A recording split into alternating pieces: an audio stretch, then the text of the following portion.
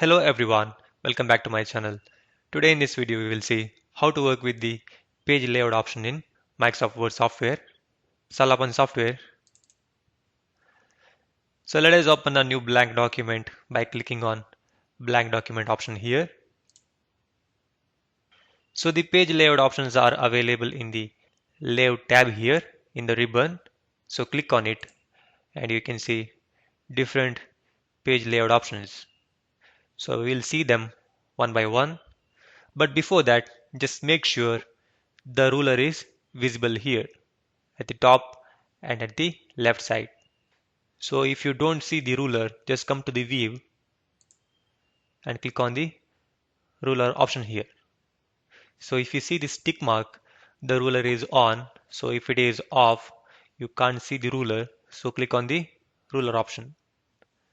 Got it. Now let us come to the layout tab here. Now let us see the margins. So before I explain the margins, I will copy some data onto this page. So I'll copy some data here and I'll paste it. So now let us look at the margins option. So the margin is nothing but the gray area at the ruler. So here at the left we have 1 inch margin, and again at the right we have 1 inch margin, and also at the top and at the bottom. So this space will be left blank. You can't type anything over there. So this is what margin is.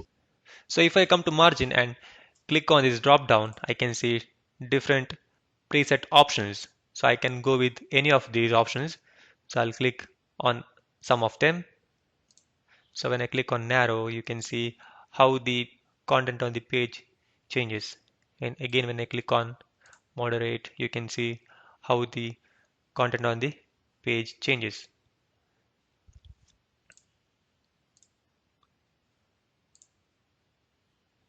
So I'll come back to normal here. And also you can create the custom margin by clicking on custom margin option here.